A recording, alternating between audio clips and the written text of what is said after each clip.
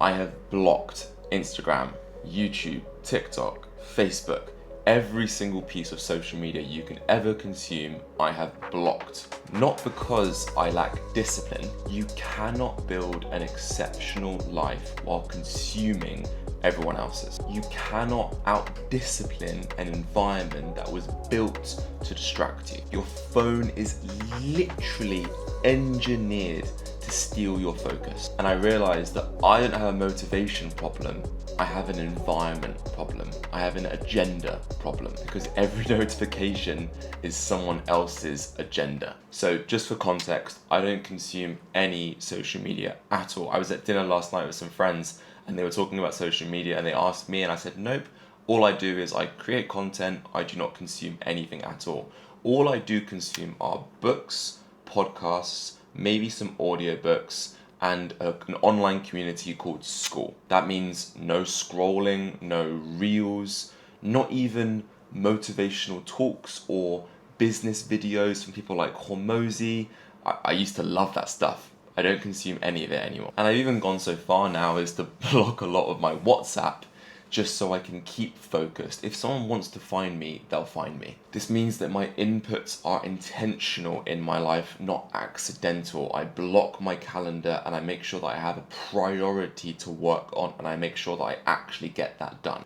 And I do not let Silicon Valley tell me what I should be thinking about today. I set my own agenda. So here's why I blocked all social media and all consumption really off of my phone and my laptop. Number one, comparison is the thief of joy. You open Instagram to maybe post or do something that's actually good, like message a friend, and you go on there and all of a sudden you're scrolling, right? And you're just on there scrolling. And the thing is if you were consuming good stuff, like imagine walking around, talking to people, actually hearing about their life story, well, that's amazing because you hear the ups, you hear the lows, you hear the tone in their voice, you understand it. On Instagram, you just get the highlight reel. All you get is everyone posting, look at me on the beach, look at me in six-pack abs, which I took 100 photos to get, and I just got a major pump in order to get this one photo. Like, let's be real, when you went onto Instagram to post or send them DM, you were probably fine. And now, you probably got a bit of cortisol running through your veins. You have this classic survival instinct kicked in of, where am I in the social hierarchy? This is literally psychological poison. And if the scrolling doesn't get you, well, there's a little red notification little thing there, which just entices and pulls you in saying, here is some social credit. Here is some social proof. You are worthy. Click on that and I will show you why you're worthy. Now, as a story to kind of drive this home, when I first got into fitness, when I was 16, I was obese, depressed, addicted, and I was just getting into fitness. And at the time, I did consume a lot of social media. I consumed people like David Lade, and I consumed a lot of Instagram people. And let's be real, all these guys are on steroids, right? They were either on test, TRT, or or they're actually like properly doing stuff. I didn't realize that at the time. And I was really getting into the gym. I was training really, really hard. And I remember I had a really good transformation. I did really, really well. And everyone was like, Ollie, you've done amazing. You've gone from this obese guy to like doing really well. I just felt empty inside because I wasn't like them, right? And this is where it comes back to this thing of like comparison is the thief of joy. You're on your own journey, and I guess I'll talk from my own experience. I'm on my own journey, and I'm happy, but I'm never satisfied. I look back and I'm like, wow, I've done really good things, but I know I can do more. But as soon as I go online, I find people that are richer, in better shape, that have better relationships, everything. But the thing is you don't see the behind the scenes of that. All you get is the highlight reel. And this is why I think having physical conversations with real people is actually such an important thing, because again, you hear in their voice, you understand the backstory, and you can actually get what the context is, and they probably will share with you a lot of the bad stuff as well as the good stuff. So that's my experience of for the first one. Comparison is the thief of joy. Number two, mental masturbation. I definitely got stuck in this trap. For a while, all I was consuming was books, which is good, but a lot of YouTube content. And the funny thing is when you're watching someone else doing well at something, your brain doesn't really know the difference, and it feels to yourself that you're also doing that, right? It's like when you pay for something, your brain psychologically thinks that you've solved the problem. So I used to watch a lot of workouts and training content because it felt like I was actually training myself. And that was for the first few years of my transformation in my life. And then it got into more like business stuff. And all I used to consume was business content, business content, business content. Until I realized that I was making no more money. And even at the start of this, I remember I was consuming so much content about starting a business. And I realized that I still hadn't started my bloody business. I was a wantrepreneur, right, rather than an entrepreneur. And this happens at every single stage.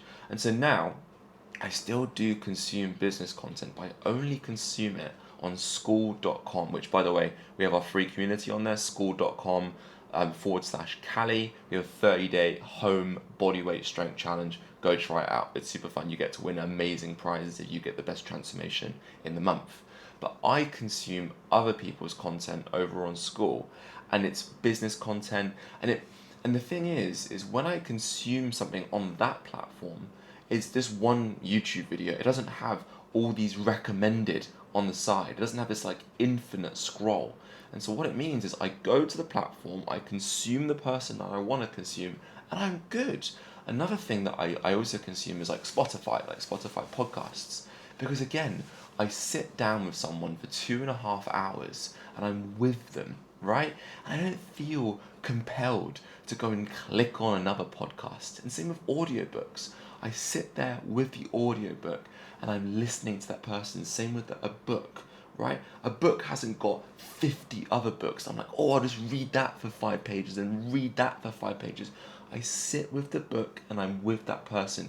And actually, funny, as I'm saying this, it's almost like I'm having a conversation with that person, right? Coming back to that first point, when you just look at the highlight reel, you're just getting the result. But what I want to do is I want deeper context. I want to sit with that person. I want to go for coffee with them. I want to have context and conversation and true understanding behind. And this is just a little side note. Someone asked me yesterday when I was talking about this at dinner. They like, "Well, Ollie, why are you just so extreme all the time? Like, why can't you just like not block it and just not do it?"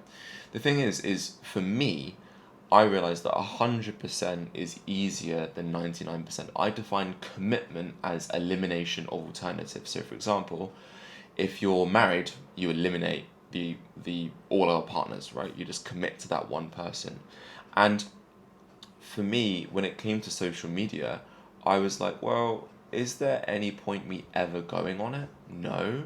Is it useful to post? Yeah, and I'll explain later how I post, how I do all this kind of stuff without having any social media. Don't worry about that, I'll get to that. But if Instagram is there, you will use it. If TikTok is there, you will use it. These companies have spent billions trying to hijack your brain and keep them on there. And again, just as a behind the scenes, as a creator, it's pretty simple why they're doing this. Attention is the new oil. The more time that you spend on that platform, the more advertising they can send to you. The ratio is like 3 to 1. So they'll give you 3 good things for 1 piece of ads. And then again, as a business owner, I can spend money to spend on advertising to put ads in front of you. But it's like I just removed the alternative. I think it's so much easier just to remove it rather than doing like 99%. And just in my experience, whenever I have done the 99%, it just hasn't worked for me. And in my eyes, if I get rid of it for 5 minutes, why wouldn't I just get rid of it forever? So I promise you, it's not willpower. In my experience, willpower just does not work. You have to design your environments that the likelihood of you saying no is as low as possible. Number 3, become a creator, not a consumer.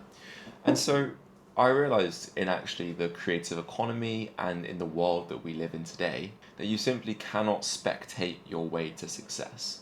Just in my own experience, I wanted to become a creator. I realized that actually I was going to everyone else for the answers when I realized that the answers were always in me to start. It comes from my insecurities, my doubts, my experiences, the mistakes and lessons that I've made. I talk to people, I listen to their advice. I consume some content on school and podcasts, and I take that. And what I do is, rather than consuming thousands of hours of videos, I consume a really good book and I try and distill that down. I look at my life and I try and distill that down. And then, just in my scenario, I share that online because I don't want you to make the mistakes that I've made. And it's really, really simple. And also, I want to look back in years' time and look back at these videos, right? And I'm like, oh, I remember when I was talking about that. That's so cute.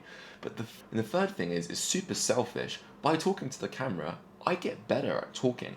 I get better at articulating my thoughts. It's actually a meta skill that feeds into everything else in life. And so that's why I've made a conscious choice to become a creator, not a consumer. And so, just personally in me, since I have blocked everything off of this and everything off of my laptop, I read more, I work stronger and better, I actually have less stress.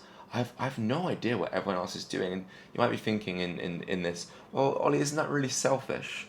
And it's like, well, it's not selfish. I think it's almost like self-loving and putting yourself first so that you put the oxygen mask on first before helping someone else, right? You can't pour from an empty cup. And so, yeah, when I see a friend, I don't know what they've been up to. And guess what? I go for coffee with them. And when I'm talking to them, I don't take out my phone every 2 minutes and start scrolling. I'm talking to them. I look them in the eye. I let them talk. And I'm fascinated. I can't wait to catch up because I haven't had this highlight reel from their life. And so, no, I haven't actually lost any friends. I maybe have a bit less contact. And I call. Yeah, guys, I barely even text. Like, I call my friends. I video call them. I talk to them in person. I think the more we progress into technology, the more that we actually have an anti-movement or an anti-movement into that, and we actually regress back into what actually matters. So here's the actual juicy stuff. How do I actually do this? On my phone, I've installed an app called App Block. This is the best one for iPhone. There are loads on Android. And literally all it is I have a schedule every single day that I use for this. And then all I do is I go on strict mode, I set a password, and I just set a random password that I'll never remember. It's really, I realized this, you probably had the question, oh, Ollie, what if I want to unlock it for an emergency? Yeah, you're right. I think with apps like AppBlock, you can email them or give them a message and they'll just give you a temporary unlock code. It's only happened once before when I was at the airport, and I also block the App Store as well, so I don't install new things to get around the blocker. Trust me, like I used to have blockers for blockers, but then I used to find my way. I was like a hacker, like getting back in my own blocks. It's super simple. You just message them, they'll give you an unlock code, and it just works super easy. On my laptop, I use Cold Turkey Blocker. So that is this one here. Super, super simple. It works super well. And a really good thing about this is that when I go on YouTube, YouTube is blocked, but YouTube Studio is not blocked.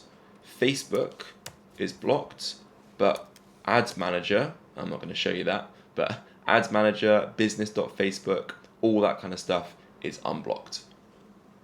So it's a super, super clean way of me being able to do all the things that I need to do while blocking the things that I don't want. So look, overall guys, if you do feel overwhelmed, if you feel foggy, if you feel this like base level of stress and you are on your phone quite a lot, it's not a lack of motivation. Just realize that these companies have spent billions of dollars to hook you. But the thing is, you can say no. There is a choice. You don't need a dopamine detox. In my honest opinion, you need a distraction funeral. You're not lazy, you're overstimulated. Trust me, block it and watch your brain just be calm, focused, and in control again.